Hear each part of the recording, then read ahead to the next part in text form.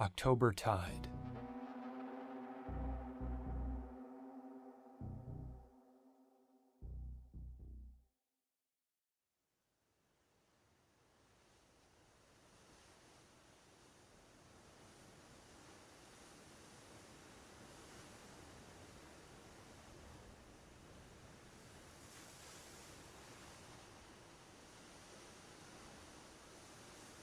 My family owned a small rental cabin on North Carolina's Outer Banks just north of Nags Head for many years.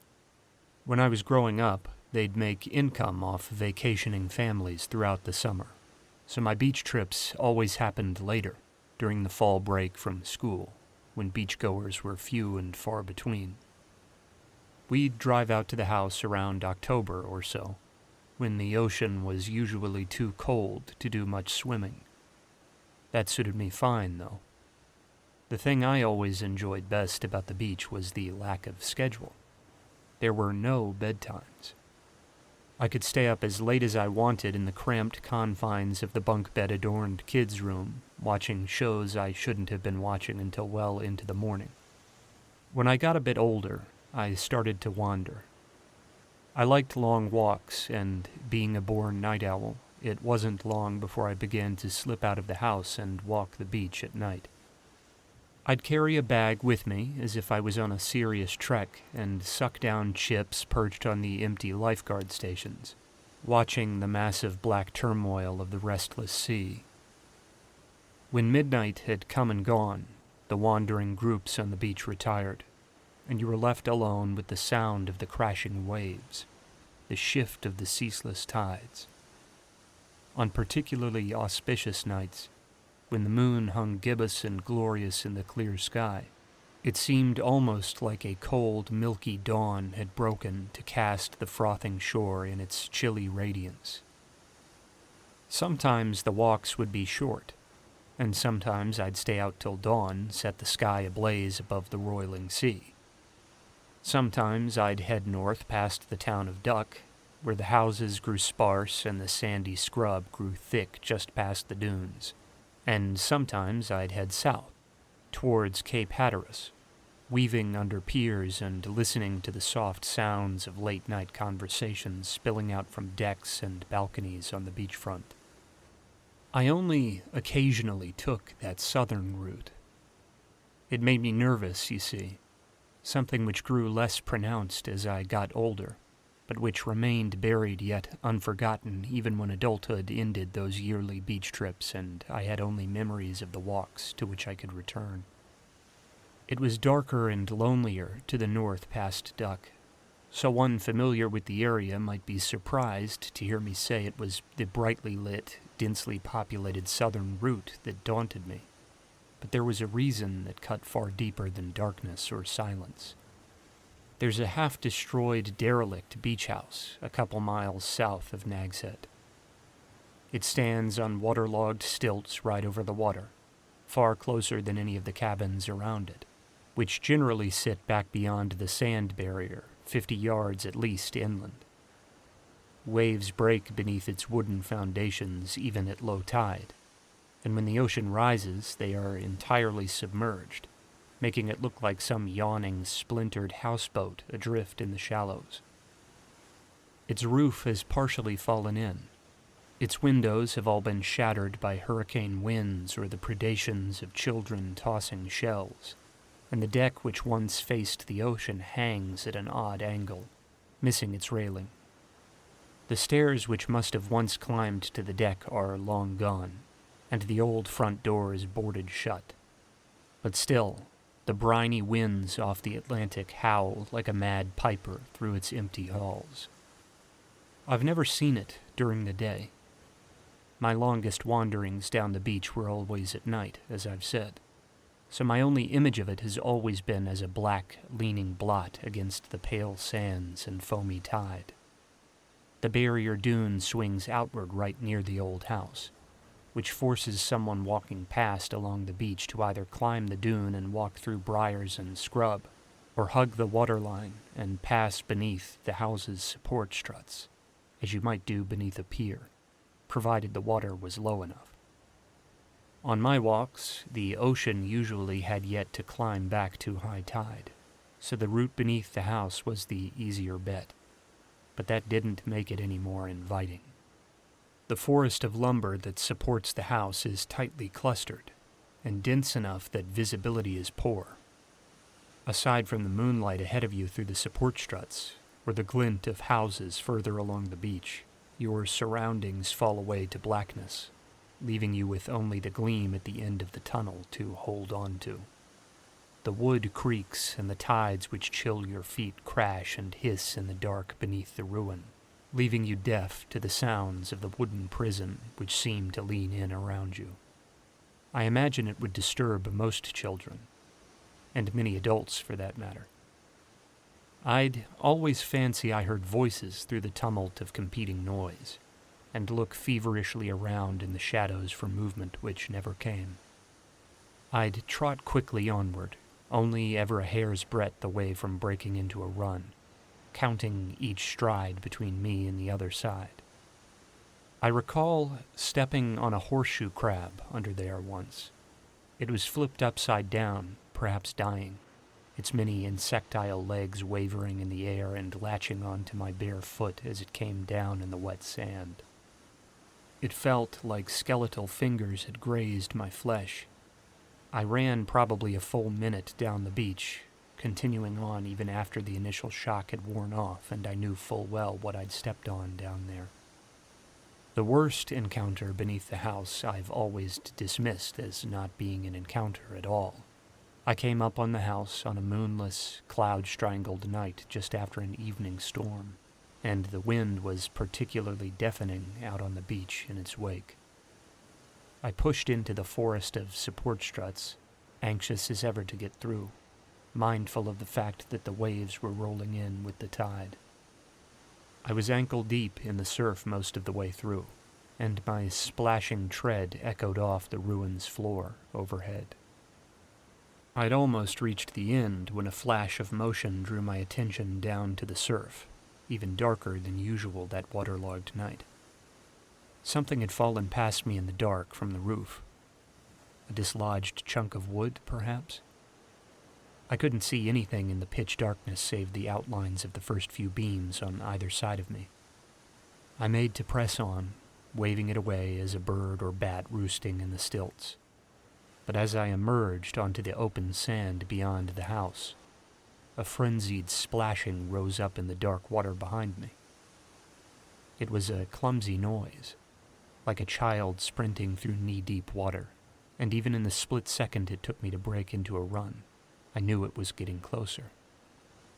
Nothing ever came of it. I turned around a ways down the beach after hearing no pursuit for a long while, and I saw only the inky dark beneath the house. The beach was empty, and the scene was silent save the omnipresent crash of the roiling sea. I wound out onto the beach road not long after, and walked home along the street rather than retrace my steps. I was around 12 or 13 then, I think. In all our years taking autumn beach trips through school, I never walked that southward route again. Last year, for the first time in a long time, I had a bit of disposable income to toss around.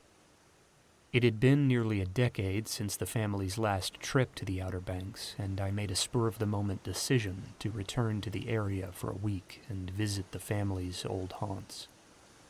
It would give me time to think over a rocky breakup I'd just suffered, a good excuse to get back into the habit of long walks alone with my thoughts. I purposefully went after the peak season was over, on the first weekend of October, just like old times. It was only after I'd settled into the small cabin I rented and filled up on shellfish at a pleasantly battered old restaurant just up the road from my place that I thought about the ruin on the beach. I made the decision to go out on a long walk that night, and I would make a point of walking under the house if it still stood. Wandering out just after midnight, I was privately thankful the sky was clear. The moon was just past full, and the beach, along with the shadows beneath the old house, would be that little bit brighter. I pushed out over the barrier dunes, took my first full look at the ocean in 10 years, and then made my way down the shore. I took my time, keeping my pace measured, dwelling on the past. The sense pulled me back through the years more readily than anything else. The faintly fishy smell borne aloft by the salt wind off the sea melted away a decade and put me right back where I'd been all those years ago. I replayed touristy family outings and bobbed my head to half-remembered snippets of friendly conversations. I followed skittering crabs across the sand, imagining for a few brief moments that I was a small child again, chasing them with net in hand. An hour or two crawled past in almost blissful ignorance before, like black sails on the horizon, the shape of the old house rose up out of the distant darkness, growing nearer with each and every step. I suppose I'd secretly hoped it had fallen in on itself. I marveled the thing hadn't been demolished. If not to replace it, then to rid the beach of a rickety shambles that doubtless tempted youngsters to climb its ragged support beams in the light of day, when the hunched form of it overhead didn't seem so imposing. But, like a cliff face set against the slow rage of the sea, it had apparently outlasted the ravages of both time and the wrecking ball. I approached, hesitant but eager, half dreading and half anticipating. The house was the focus of so many dark thoughts, a single lonely blight on my memories of a place which was otherwise pure bliss to me. I suppose I felt like the moment I plodded over there in adulthood to banish my childish fears. I'd suddenly have a totally positive grasp on all those old memories of languid nights near the sea. When I came into the shadow of the house and the moon's glow was swallowed up by the shadow, all that bravery went away. I almost turned back and called it a night, but like an idiot, I forged on. The creaking of the old wood was just as I'd remembered. The water was not quite high enough to touch my bare feet, but it would be there soon enough, and its crashing advance did nothing to make me feel less rushed in the cramped passages between the support struts. I wove up one row and down the other, producing a flashlight and trying to move slowly, to fake that I was calm and casual until I actually began to believe my own fiction. I saw long strands of seaweed and the shriveled, alien-looking remnants of turtles' egg sacs down there. Glistening jellyfish lay dead where they'd beached hours before, and the broken limbs of tiny crabs rested in heaps where they'd been picked over by birds. I'd never really stuck around down there long enough to take a good look. The forest of beams holding up the house served as a sort of net for all this refuse tossed back by the ocean. I was singularly impressed by the lack of beach-going trash like cans or stray towels under there, though. I'd assumed the place would have been quite a focal point for people lounging on the sand, but perhaps not. Perhaps the sinister air about the place wasn't just my own projection, after all. I strode over to the old overhang where the stairs used to descend from the deck. It was low enough to grab onto if you jumped up and clasped the lip of the deck, something I'd never really been brave enough to attempt as a child. I wasn't any braver now. If anything, I was even more timid with thoughts of the old encounter being dredged up and embellished by my racing memory. But I leapt up and pulled myself with a bit of effort onto the creaky deck anyhow. With the moon so bright, it was well lit up here, a far cry from the weighty sepulchre beneath the house. I went through the motions of testing the planking, but it seemed all right, if a little wobbly in places. Treading carefully, I pushed around what remained of the deck, heeding the drop where the railing had fallen away. I scanned the black expanse of the Atlantic again, just like I'd used to do from the lifeguard stations, and for a long moment I forgot all about my fear. The brisk wind and the paradoxical comfort of that ominous, endless span of surging water lulled me into a placid calm. It was only when I bothered to look down the way towards where the old doorway had always loomed, boarded up and inaccessible, that I was yanked out of my haze and back into reality. The doorway from the deck into the old house was open, the sun-dried boards having long ago been pried away. For a moment my heart took to racing, as if I expected someone to come walking out and tell me I was trespassing, or worse. But no motion could be caught in the pale moonlight playing across the bleached deck, and eventually, curiosity getting the better of my nerves, I walked down the wall to take a look inside. After all these years, to finally get a peek into the place which had taunted and haunted my recollections for so long felt almost irresistible. The shadows within quickly ate up the moonlight. Pushing inside and adding my own flashlight to the mix, I found myself in a decayed old kitchen, stripped of appliances, paint all but flaked away, furniture long gone. The barren room had a wraparound bar which had probably once given a phenomenal view of the ocean through the now plywood-choked windows at my back. It was sad to see. Not for the first time I marveled that the place had been allowed to fall into ruin like this. Even if the home wasn't massive, it would have been an enchanting little retreat prior to being abandoned to the ages. I walked a bit further, still tentative and probing with each extended foot. My feet were still bare, and I was taking care not to end up stepping on a nail or stray chunk of glass.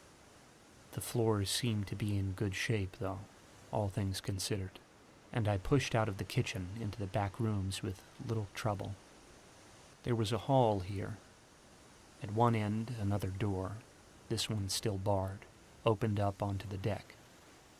At another, a tiny, empty room with twisted piping and a grungy tile floor. The old bathroom, probably. Along the wall were 2 doors. 2 bedrooms, I assumed. The first was empty.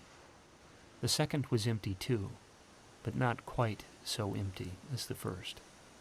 There was ample graffiti on the walls in there, as well as the scattered trash and refuse of a few visits by wandering youths to drink and scrawl and be raucous where their elders couldn't scold them. I didn't have time to absorb much of that, though. Just odd little slogans like, "Press F for the headsman," and "I survived headsman's hole." No, I ran from the ruin far too early to pick through every spray paint image of saws and skulls that adorned the walls. After scuttling back down off the deck and jogging a ways up the beach, I made myself stop. I had to make sure, had to make certain. I'd been away for a long, long time, after all, and even prior to our family trips coming to a halt, it wasn't as if we were locals. Could a story like that have escaped my attention? Sitting on one of the lifeguard stations up the way, I realized that, indeed, it could. Evan Womack, the headsman, as the media along the coast had called him, was just a search away. Scrolling through results on the phone while it shook against my grip, I learned it all. How he'd wandered homeless onto the Outer Banks in the October of 2006. How he'd taken up residence in the little abandoned beachfront home which had long mouldered on the coast. How he'd spent the harrowing weeks leading up to Halloween in that year snatching 5 lone joggers and cyclists off the beach road before dawn, when the sun was just cresting the sea. The headsman would take them back to his makeshift home, decapitate the corpses with an old handsaw, and toss the remainder out into the surf. It didn't take long for him to be caught. He hadn't exactly been discreet, and the corpses all washed up further down the coast by early November, letting the authorities know it wasn't just missing people they were dealing with. My family had been long gone by then. We left prior to the end of the month, the year of my scare, as we usually did, to be home by Halloween. What really struck me was something buried in the 3rd article I read, crouched there on the lifeguard station with the wind howling in my ears, about how the headsman had gotten into the old derelict. He'd cut a small gap into the floor of one of the bedrooms, The urban exploration blog I was reading told all about how he'd clamber up and down the latticework of support struts beneath the house to come and go during the night. There was an image in the article, a dreary photograph of the very same sight which had sent me running from the ruin, which even now taunted me from the dark horizon, victorious even after all these years. It was rather comedically titled, Headsman's Hole.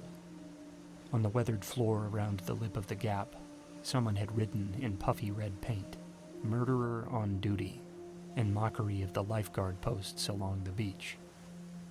Below, lit in the photograph far better than it had been lit by the jittery beam of my flashlight, was one of the sodden sand corridors between the support struts beneath the house. The very same one I'd walked way back in the autumn of 2006, when the headsman was still on duty.